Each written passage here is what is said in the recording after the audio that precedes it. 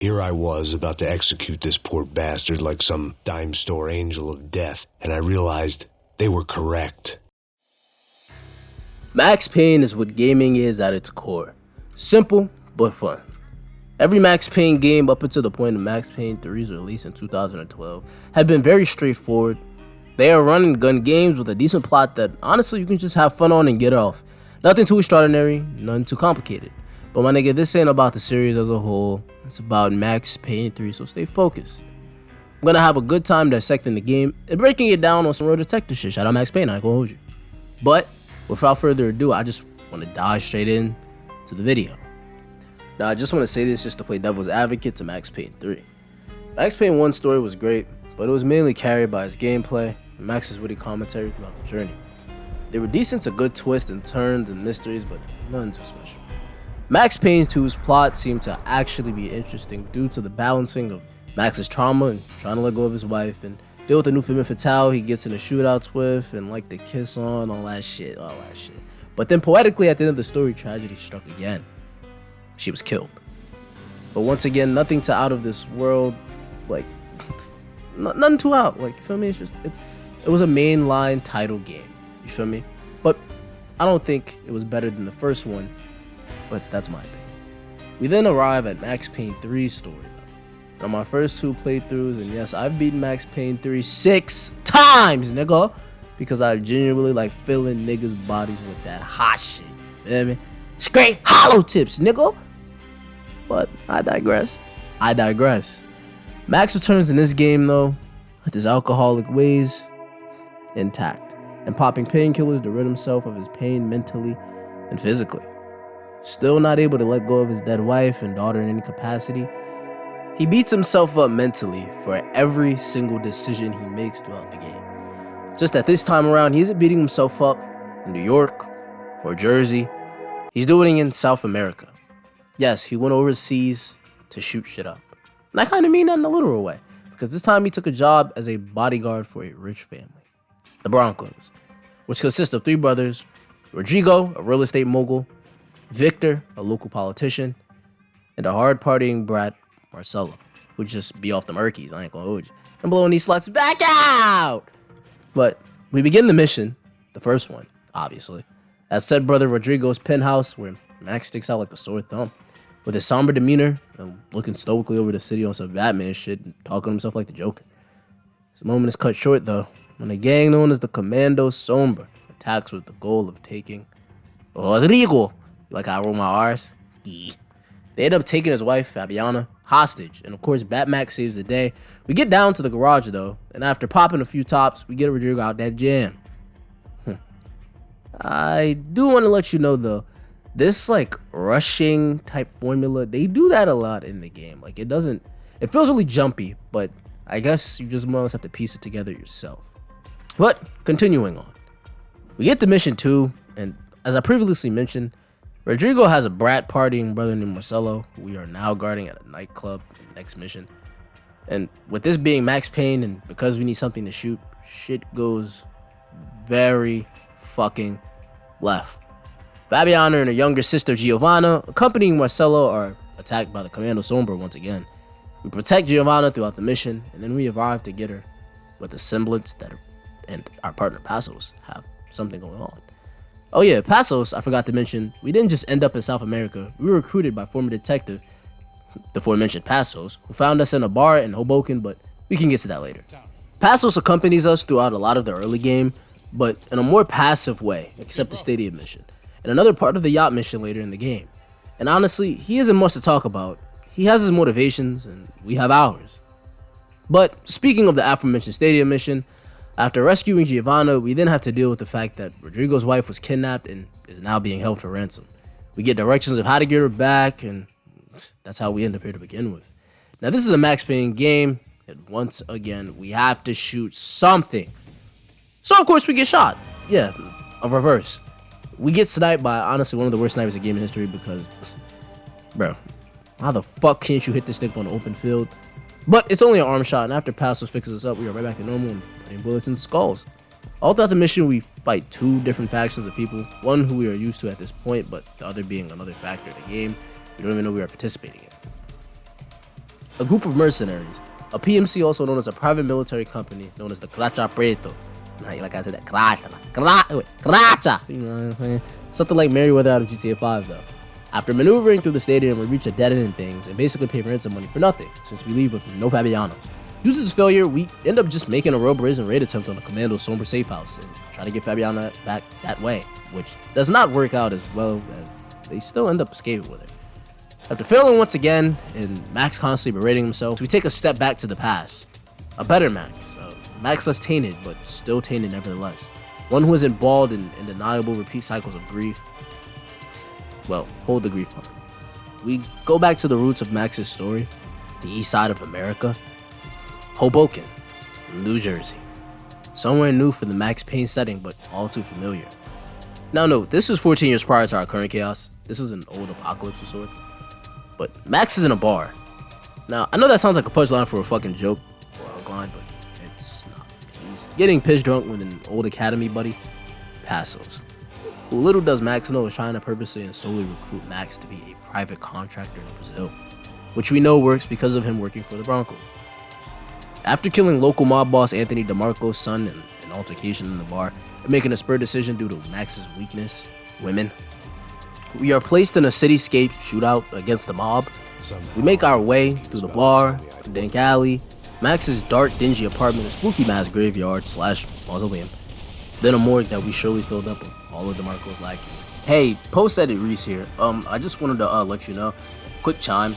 I just summarized the whole mission. I know that for those of you that know, you might say, well, later in XYZ chapter he has another flashback, but this is a part of my problem with the game. They just have unnecessary things, cuts, and I don't know. This is just a part of my problem, so I just, put it all here because that's essentially what happens. But, back to your programming. You know what I'm saying? I get out the way and shit. I know you liking the video because you're still here. While we were discussing things with the Bronte family, Bronte. Fuck them niggas, I ain't gonna lie. I keep getting the names messed up. They weren't that memorable, if I'm being completely honest with you. But we'll get into that a lot further in the video. But after things wrap up and the only two who remain on the premises are Max and Rodrigo, we are attacked by the Cracha Preto again, who are here for we do not know yet, but something we do know is that there's something fishy going on because the security systems are down, and that's an inside job. After fighting our way through waves of Cracha Preto and turning the systems on due to the help of a young man with a fro whose name I honestly don't remember and still don't remember, it's all in vain. Sadly, when we return to Rodrigo's office, there's one in his head. A clean professional kill, something planned. Once again, Max's spidey senses are tingling. But when aren't they? He was once a detective after all. But that isn't the end of the bullshit. There's a bomb left under Rodrigo's desk, which Max narrowly escapes due to blind luck. But if Max has anything, it's painkillers and blind luck. Blind fucking luck. We navigate our way through a fiery hellscape and find the boy who we once guided, whose name I still can't remember, found dead. And the Cracha Preto member who looted his fucking corpse. That nigga straight robbed him. In distress. So how do we respond? We take his gun and we fucking boom him, nigga! We kill a lot of confused and in distress Cracha Preto on the way out though. But we encounter one who is incapacitated and informs us that Fabiana is in a favela known as the Nova Esperanza, and that the raid attempted by the Cracha Preto was meant to kill Max as revenge for what occurred at the stadium. Showing that Max's actions have consequences. Something that, honestly, we see a lot of in this game. But moving on. With that info, we get another version of Max. A Max that lays off the alcohol and shaves his goddamn head. But only due to the fact that he does have people after him after all, and, you don't want to be seen or spotted. With Max constantly failing at doing his goddamn job and not knowing where Fabiana is being held, after a meeting, a mysterious officer named De Silva, Max goes into the heart of the slums to get her back. Being driven by personal guilt at always losing the woman in his life and letting it take him on a suicide mission. After fighting his way to the top of the fucking mountain and arriving at the favela, there's a wrench thrown into the fray when Max takes it to the top of the hill though. Finally, Biana is killed by Serrano. Yes, she's straight up boomed. It's actually a little sad. I'm sorry, that's why my voice got a lot. Even watching it, it fucked me up a little bit only because it's like, this nigga Max can't save anyone. But, yep, right in front of Max, the Commando Sombra leader, booms her. The thing Max dreads the most. A woman dying on his watch because he couldn't protect them is brought in front of him once again. Our new mission begins here with the massive Ufe raid on the favelas and us giving chase and shooting both Commando Sobra and Ufe alike as they massacre each other and shoot at us. As we make our way through the skirmishes, we see an exchange between the Contra Preto and Ufe for the people captured in the raids and money. We get through a couple more shootouts and find Marcelo and Giovanna as Marcelo is being burned to death inside of tires. Rushing to Giovanna's aid, Max fucking smacked the shit out of Contra Preto, bitch ass nigga, and put him down.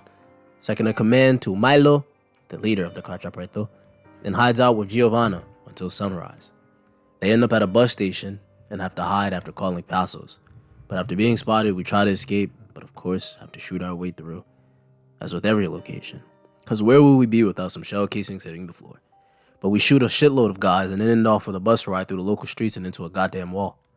But we have one last shootout from the back of the bus, and of course Max is gonna kill every other man standing.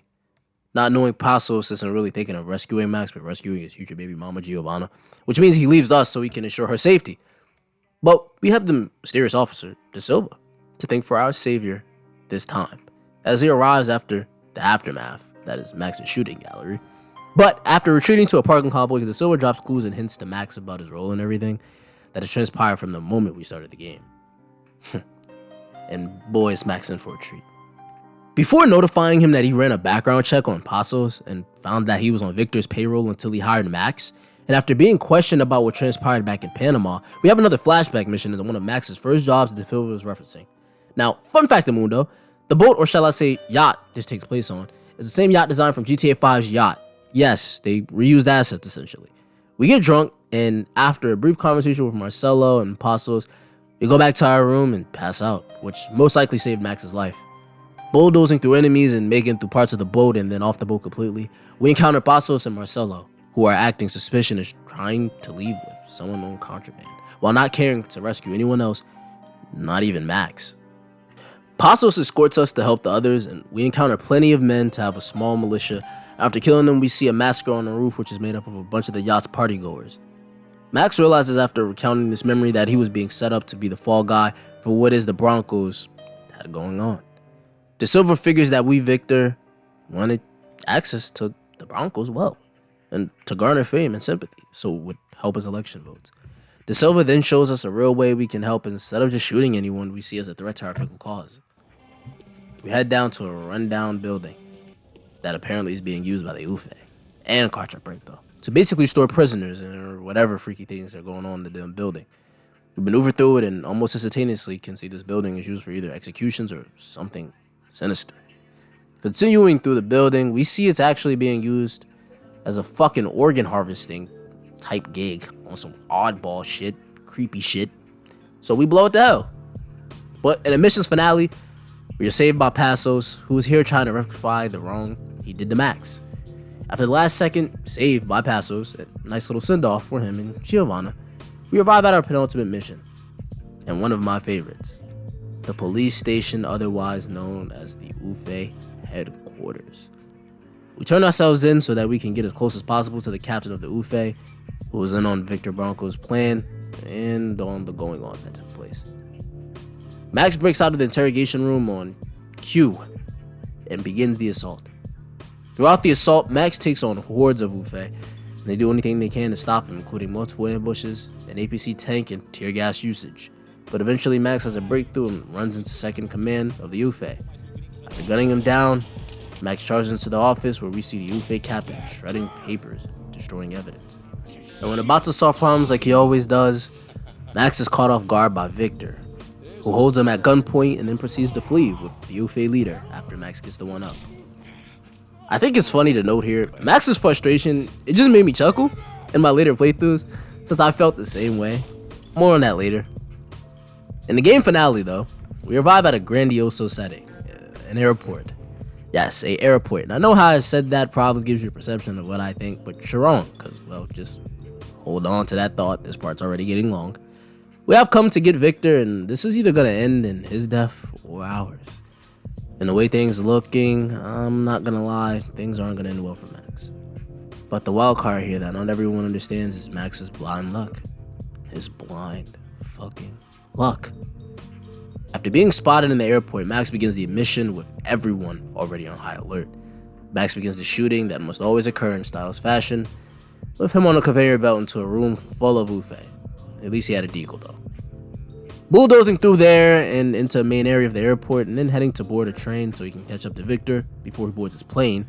That's a mouthful. After a long train ride though, we fully arrive at our target, Victor Bronco, and his main lackey, the Ufe captain. Max demonstrates why you don't fuck with a fat, bald, junkie ex-cop in a fashionable way when he shoots a grenade out of midair and blows the fuck off that boy's face. And then Max, or the players, that is, can make the decision to execute or let the Ufe captain die of his wounds, sustained from yours truly. But enough distraction. Max finally has Victor where he wants, but he isn't fast enough to catch up to his jet on foot. Nigga ain't Flash. In a nick of time, once again, the silver pops up, driving Max forward so he can blow the plane to hell with the grenade launcher he just obtained only 2 minutes ago. After totaling everything on the runway, we shoot down Victor's plane, and with that, we have a gun to Victor's head and a fucking bullet with his name on it. But De Silva has another plan: the jail system.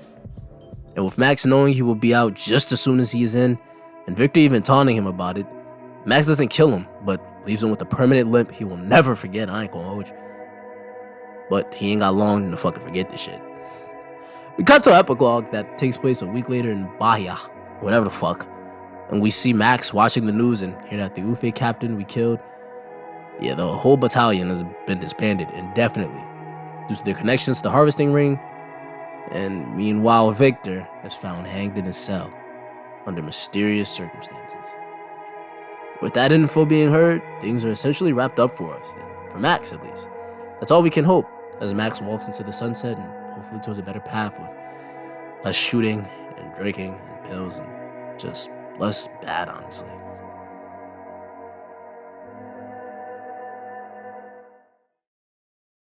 If you've never played a Max Payne game before, playing Max Payne 3, I'm not gonna lie, I'll be upfront with you. When I say that's the worst way to start this franchise in regards to the story, and before you click off this video or anything, I need you to hear me when I say, I like the story, but Max Payne 1 and 2 were better written than 3 by a mile. And honestly, that's putting it lightly. I say this because as I played Max Payne 3 and on my walkthroughs, I become more and more disappointed and disillusioned with the gimmicks or straight up poor story paths. You might have realized during the video, I referred to the Ufe captain as Ufe captain and not his name, Becker. Armando Becker.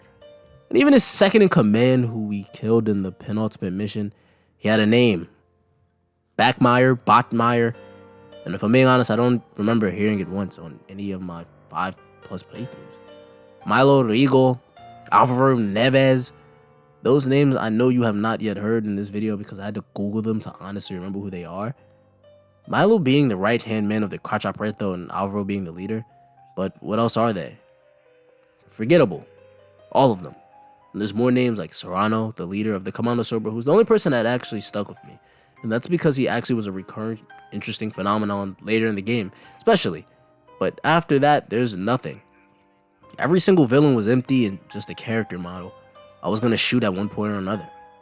And this is where Max Payne 1 and 2 differ. I still remember Nicole Horn's impact on Max and the portrayal of her, or even the random mini NPCs that just had a real dialogue that made me even chuckle or pay attention.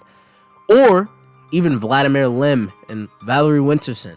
Valerie especially, since she played on the fact that love makes you do things, and Max killing a woman parallel to the fact women around him are always being killed. We even visit her mausoleum as a clue in the graveyard mission on the whole clue thing later. You know, I'll get to that. But as of right now, I still want to discuss this character issue further with you guys. Because, no, it doesn't stop at the villains. It honestly begins at the allies, starting with people like Passos, who were there but were not present, if you get my gist. He felt like a tag-along every mission, and there felt like it was no depth to his character. Almost like they attempted to give it to him, like with this love interest thing, and a major motivation to protect his baby moms. De Silva, who honestly felt like a random savior with a plan to make all of Max's shitty actions and attempts turn to Batman protecting Gotham. But honestly, this can go on for the next 30 minutes, so I'll leave it here. But that leaves us one person. Max himself. Now, Rockstar Games has had many successful franchises under their belt, and almost all of them have some gritty and grounded gameplay or settings. GTA, Red Dead, LA Noire, Bully, Midnight Club, Manhunt, The Warriors, State of Emergency, and even their skating game no one really knows about, Thrasher. But there's one I didn't mention that holds a special place in the shooting genre because of its gameplay and gritty environments that Rockstar loves to design so much. But also they have a special talent for making main protagonists and even side characters that are usually really well known in gaming. Actually, I would go as far as to say that they have the most iconic gaming characters, barring family games like Mario and Sonic or something like that. No, you know what I'm talking about. Someone like Kratos or Scorpion and Sub-Zero or Ratchet and Clank, even Ghost from Call of Duty. To name a few, and I do mean a few. Arthur Morgan, John Marston, CJ, Claude Speed, Tommy Vercetti, Trevor Phillips, Michael DeSanta, Franklin Clinton, Big Smoke, and yours truly, Max Payne himself. And of all the names mentioned come from a grounded background, like they all do, and have struggled due to their environment or poor choices. But Max has had a strenuous and grueling story even prior to the games. The reason you may not know what I speak of is because most people don't, and even I didn't at a point in time. Maxwell, known to us as Max, grew up in a disturbing and turbulent environment with not much in the realm of hope going for him. His father was a Vietnam War vet who of course suffered with PTSD heavily and drank heavily and cheated on Max's mother, Helen Payne. Jack Payne, Max's father, caused turmoil all throughout the home and even indirectly causes Max's mother to die an early death after drinking herself to death to cope with how Jack treated her. Later down the line, though, Jack died and Max joined the academy and so on and so forth. But I gave you that background to Max's character because it will help you understand a lot of his habits later down the line, but also make you feel more strongly for his emotional predicaments in all three games, since he is obviously no stranger to turmoil in his own life. But this all falls apart to me when I see him somehow down in the dumps again, and seemingly worse off even though it's 14 years later, which isn't a stretch at all, but where the problem lies is how they handled it in game. The beginning cutscene was very, and I mean very successful in making you feel for Max in this current dilemma it seems he's in this time around, but we see he is still feeling the pain of his wife and daughter's death, and even Mona Sachs, his love interest from Max Payne 2's death, after it seemed like he could finally move on from Michelle. But also the pain from killing fellow officer Valerie Winterson, all for Mona. He has developed an extreme alcohol addiction on top of his already severe drug addiction to pain pills. But like I said, this is the first scene that I felt all of this. Like, this shit hit, I ain't gonna hold. But after this, where maybe a handful of times I felt any emotional or just genuine interest or investment in the story, whether it be overall story or just Max's own personal journey. During the game, though, I always felt as if Max shouldn't be here, and this all feels like he was dragged back in for one more adventure that he honestly didn't need. Earlier, I even stated how by the time we got to the end of the penultimate mission and Max seems tired and frustrated and ready to just get things over with, I said that I could relate, and this is why.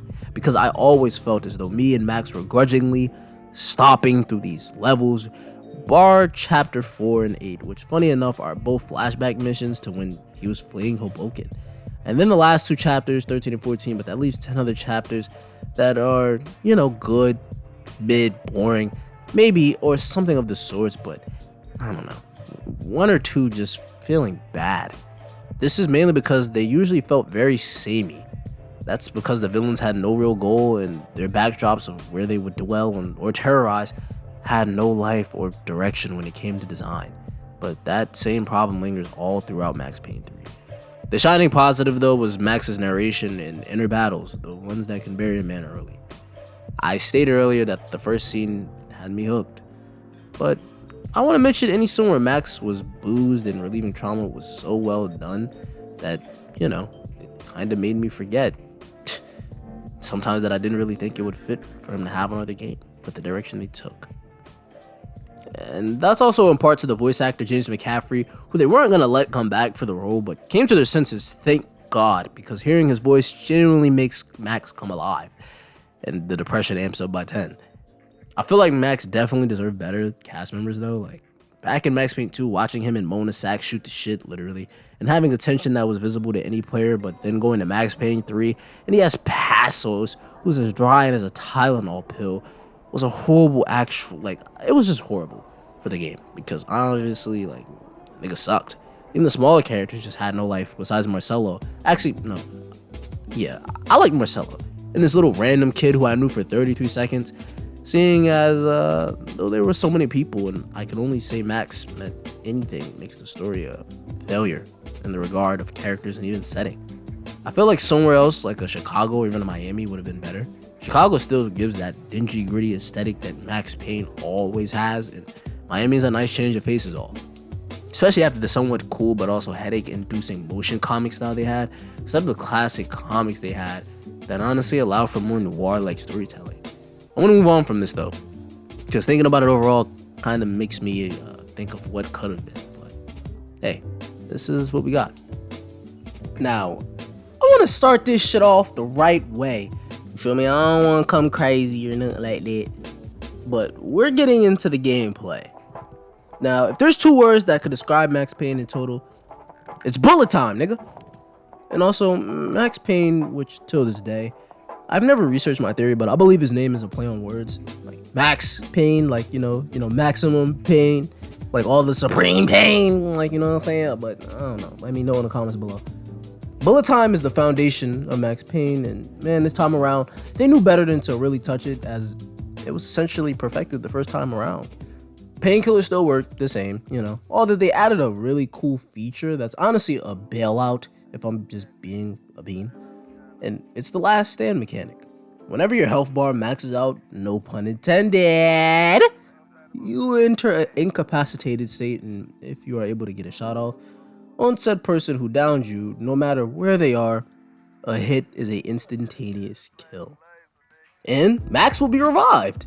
Now, if you're a real OG or just a hardcore guy like yours truly, then you can play on classic mode, and instead you have to manually pop pills, which means health management like Yielden days. But after shoot dodging or going into the down state, you can just lay down on the ground and shoot like going prone in Call of Duty. It was a nice addition. Also, I forgot to mention earlier, but I remember the major problem I had with the game that after playthrough 1 was just annoying, and that's the fact that they made it so Max reacts realistically to environments when bullet diving and landing and holding the guns and all. It made him feel really weighty, which I liked because it's subtle, but also very loudly plays with the fact that he's an old can of beans this time around, and not the semi-young rogue detective we once championed. But back on course, they added a cover system this time around, which made gun battles play a lot more strategically. And seeing as before we didn't have that, I'll give it a plus, and I enjoyed bullet timing and having out of cover all the time, and even destroying other people's cover or watching them destroy mines in a gunfight to the death. Mainly anything you've seen on the battlefield was destructible, and man did that make things feel very aggressive and thrilling. But the sound design gave it the cherry on top of that head rushing shooting shake, nigga.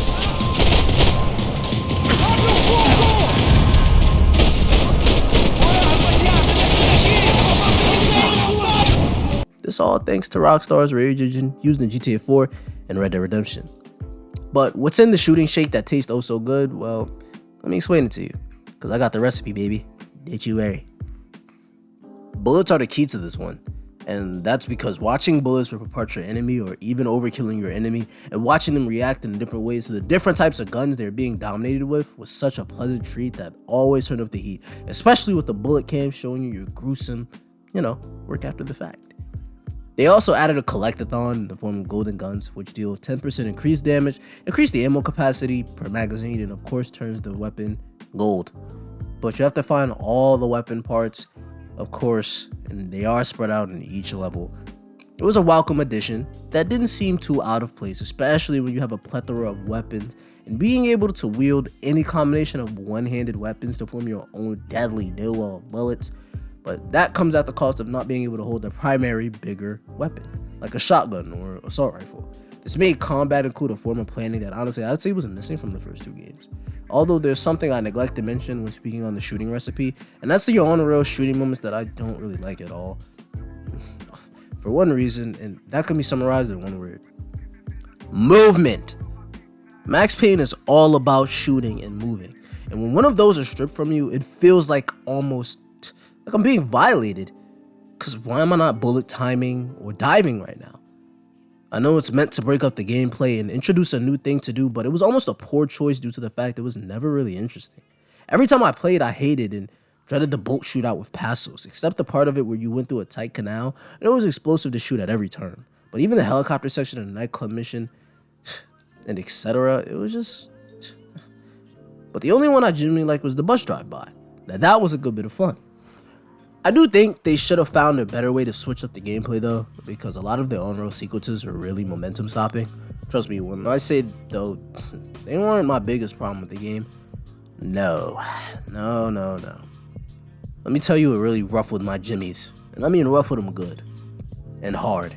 Then came back and shot my gonads for overkill. Level design.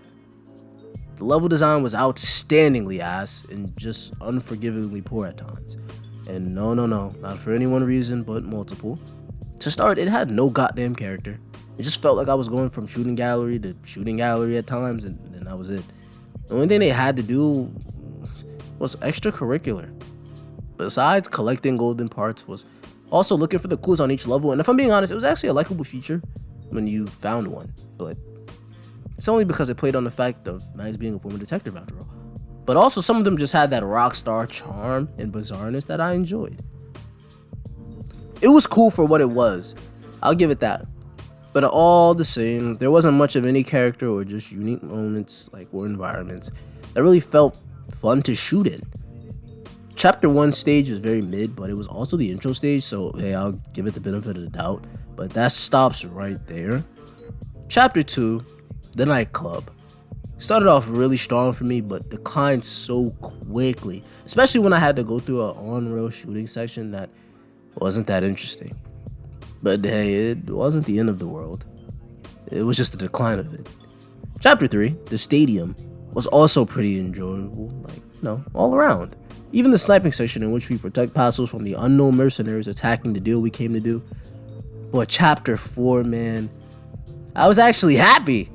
It felt like a classic Max Payne setting in a better engine with a more down in the dumps Max who knew he was a piece of shit trigger happy retired detective. We loved the experience.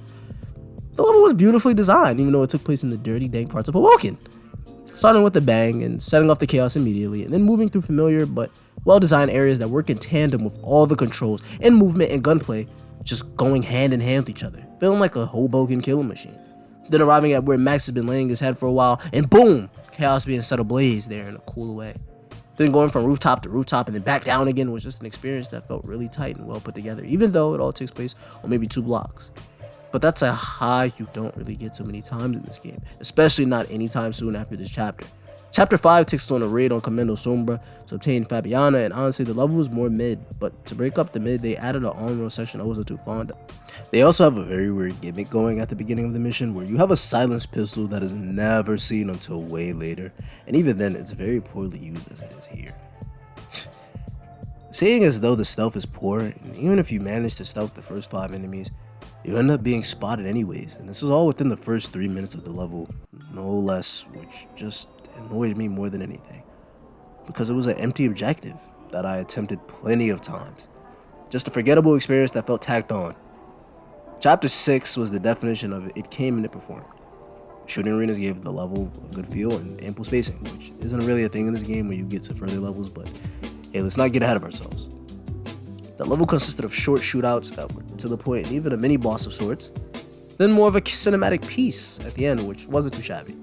All around a good level.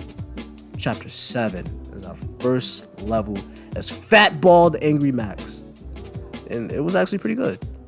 It has its ups and downs, that being the fact at times it can feel a little too clunky, but that's due to their accurate portrayal of the tight slums of Sao Paulo.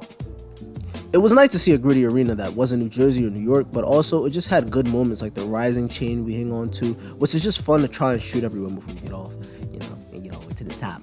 But that's all a little later into the level, because we start off with what I feel like was too long of a dredge through the slums, just walking and being lost. But we meet De Silva in this level, which is noteworthy, but it ends there. Another just good level, but nothing spectacular, but that's fine, trust me. But the spacing issues and the clunky environments really start to shine here. Chapter 8 takes us back again to continue the Hoboken storyline, which was definitely alright with me, seeing as how the best level had been here already. We start strong as fuck though, if I say so myself, at Max's dead wife's headstone and him saying goodbye, but being interrupted by the mob who's been chasing him all through Hoboken. And when I say all through, I mean like, I don't know, maybe 5 blocks. The stage is already perfect due to the setting of the level. Also features a very cool feature, that being that you can visit the graves of important players in your past stories. Those being previously mentioned Michelle Payne, your wife, ex-wife, Valerie Winterson, the detective Max killed, and last and definitely least, cause fuck her, Nicole Horn, the main antagonist of Max Payne 1, who got Max's wife killed. Also, I wanted to add this in while editing. This is something I really love about Max's story. Women are Max's past, present, and future, holy fuck. He is always failing them or working with them, trying to help them. Like, you name it, they are there. It's almost like Max is a magnet for troubled women, and they haunt him all throughout his life. But Max once said in a self-explanatory sentence, like all the bad things in life, it started with the death of a woman. Even his own mother as a kid. But back to your regularly scheduled programming. We go through parts of the cemetery and are captured, but then get free, and after venturing into a morgue we definitely are going to have filled with bodies, we enter a chapel and then wrap up our mission there. Another spectacular one, but unfortunately that's the end of the Hoboken chase arc, as we go with Passos and leave America. Chapter 9 is where I can just say, though, things took a turn for the worse and become poor and very boring. We go back to present day and the favelas, and there's a raid and just a lot of shit going on. The areas don't even feel that good to maneuver in. Too tight and just nice, not nice to look at, bro. Like, there's no positive to speak of. Honestly, every time I play this level, I rush through it all the time, just like I'm gonna do here. Chapter 10 is an improvement from the last, but not in any notable way. It's just better, but still not good in its own right. You're at a bus station in Squid and Fabiana, and it has a bunch of areas I didn't really like, excluding the office, like that little mini office we have a shootout in, but besides that, nothing much to speak of, especially nothing that made me want to play it again. I just want to get past this, honestly, that's all I thought while playing it. Bus section excluded, and that's all I'm thinking now. Chapter 11 was definitely a welcome chapter, as it offered ample space at times, and also just was nice to look at. Plus, Max's outfit was nice. Fundamentally speaking, the narrative structure of this mission was excellent, and I genuinely look forward to it every time I play. If there's any negatives, it's that after you get off the yacht, it somewhat declines, but once again, nothing noteworthy. Chapter 12 is a offensively fucking clunky level, and it's not even funny. This time around, we begin with what I referred to earlier being a very stupid and useless gimmick, that being a silencer, but this time, it's a bottle duct taped to our gun that breaks as we shoot, which is cool, but there's no fucking point. Because we immediately start having the loudest shootout ever with a fucking grenade launcher to really amp up the noise. And no, before we move on, I need you to understand we enter with a pistol we just silenced not even 2 minutes ago. And then we encounter a fucking grenade launcher. It's almost like the developers are trying to troll you and Max. But now I'll relax. This is still a fucking E-tier mission though, and what you can tell, they didn't really know how to progress the story in terms of gameplay. They implement a goddamn bomb planning sequence that just felt like a waste of time, and then we end off the mission with a set piece that's actually kind of ass, being honest. Then we have the same mini boss we had earlier, and holy shit, he's really annoying this time around, seeing as though he is standing over us like God himself, spraying an MLG with armor on, and us having no real room or cover to bullet dodge and have fun with it. We then encounter the leader of Quatrapreto, and instead of having some sort of battle, we just get saved by Passos. That's it. The mission felt cluttery and just rushed, but also slow. I want to move on, if you don't mind, to be honest, because in the penultimate chapter, 13, it is like a rise and a dip, because after the previous mission, anything would have been welcome. But this isn't just anything.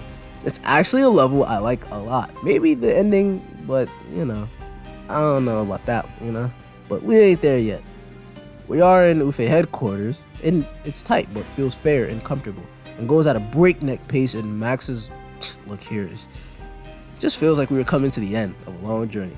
It's almost a sad feeling, but makes you want to shoot even harder and kill everyone even more. We encounter a damn APC and blow it the hell with an RPG and just have a nice area to shoot. Like, I don't know. They feel like they're real fun. Like, they feel real but fun. We fight another armored enemy, but in an area like the first one we fought, with lots and lots of cover in a room and likable weapons. We have a cool set piece where we do some John Wick type shit and ride a cart through a room and shoot everyone through the windows in a slow-mo sequence that I really like. But a clue I never discovered until my most recent playthrough is you actually can get a flak jacket, like, and wear it for the rest of the level. And probably my second favorite sequence of arenas, that being the shooting range and the shooting training trial. Fuck! We then arrive at the boss of the level, the U-Phase right-hand man. And the battles are lackluster, but it's still a good level all around. It was a great level though, and replaying it is always a joy. Chapter 14 though is our final mission, and it's last, but it damn sure isn't least. We arrive at an airport, which is definitely final mission material, and we enter with things already on high alert. Riding into battle on a damn luggage conveyor belt, and with the Desert Eagle to match. Energy riding high, and the area is constructed masterfully. We proceed to an open area, and this is my favorite shootout thus far. And every time I get here, I linger since it's just so fun. And also my favorite sequence. We then arrive at a train, and this is probably the most adrenaline rushing shootout we get into. And we even end up jumping onto another train from the one we are already riding.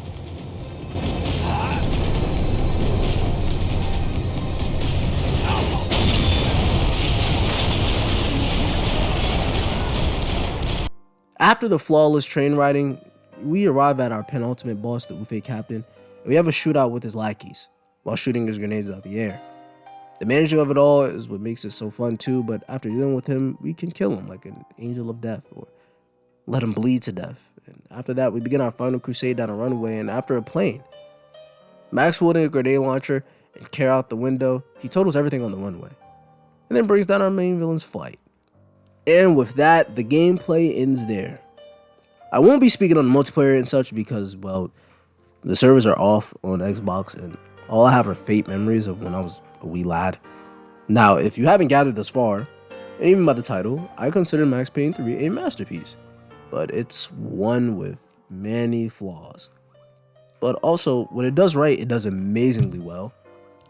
It also captures the essence of gaming, with that being you come to have fun and do a thing and go.